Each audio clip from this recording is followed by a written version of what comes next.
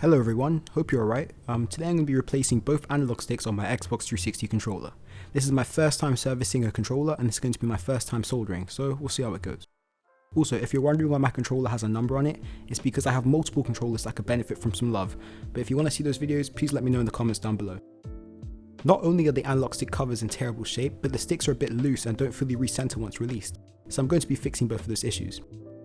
Once removing the screws, I was surprised to see that Microsoft pulled an Apple and is using Torx T8 security screws throughout the entire controller to deter consumers from repairing their own devices.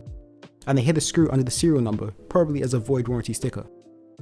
After opening the controller, it is absolutely filthy, with presumably dog hair and crud all along the seams. I'm gonna have to get that cleaned up before reassembly.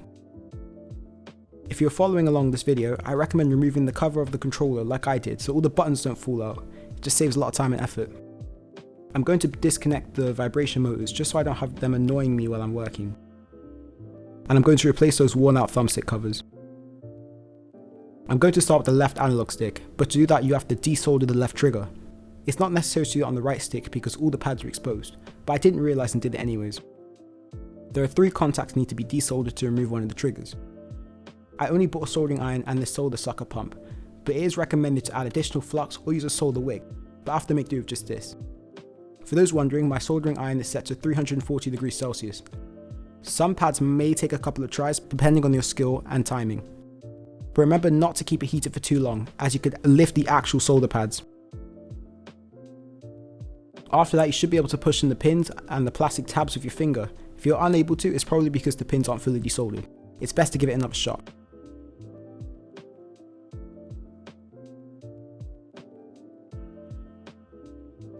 Now I'm going to desolder the 14 pins securing the analog sticks to the board. It did take me a couple tries, but that's probably due to my severe lack of skill.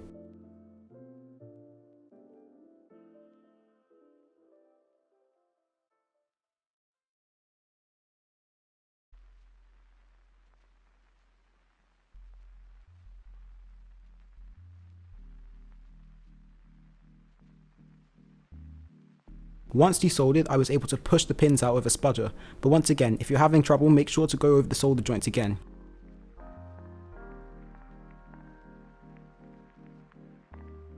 Now I'm going to solder down the new analog sticks. A link to these will be in the description below, and if you're enjoying the video, make sure you hit the like button while you're down there. You might have to straighten out some pins on the new potentiometers, but that's an easy task that can be done with just a fingernail. Once the potentiometer is in place, I'm going to start soldering. I'm using 6337 rosin core solder and my iron is at 325 degrees Celsius. Luckily, soldering is much easier than desoldering in my opinion, so I should be able to breeze through this. If you're using leaded solder like me, just make sure you wash your hands afterwards, and with any solder make sure you're in a well ventilated environment so you don't accidentally die to death until you're dead.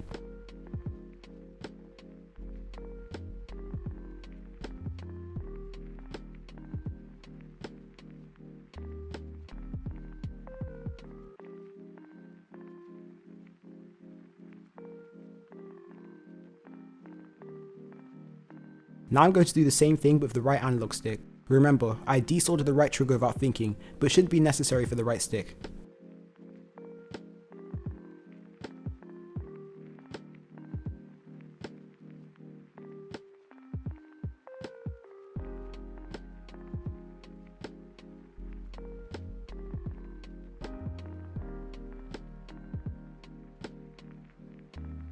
Now I'm going to desolder the right analog stick. The process is exactly the same as the left one.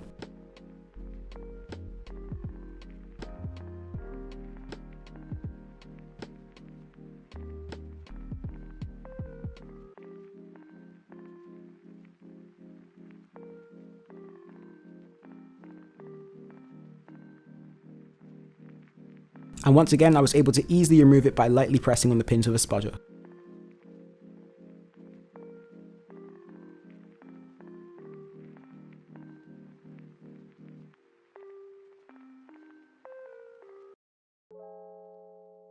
And now I can install the new stick.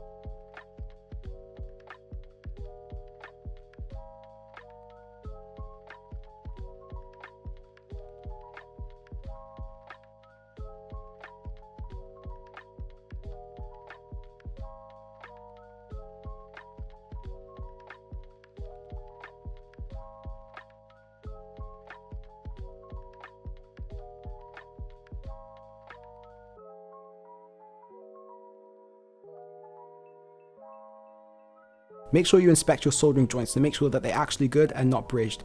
I did it off camera, but make sure to clean the solder joints with some isopropyl alcohol to prevent corrosion from the leftover flux residue.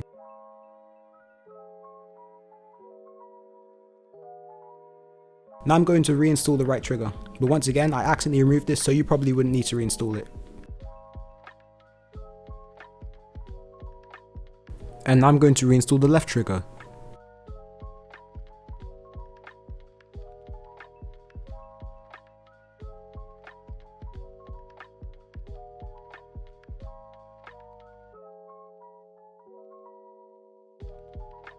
Now I'm going to install the new stick covers.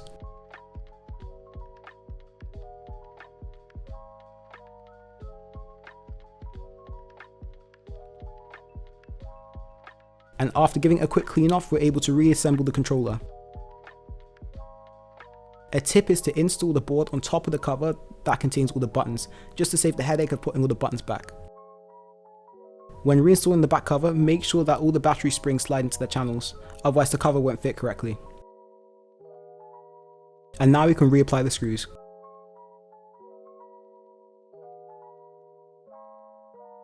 And just like that, we are done.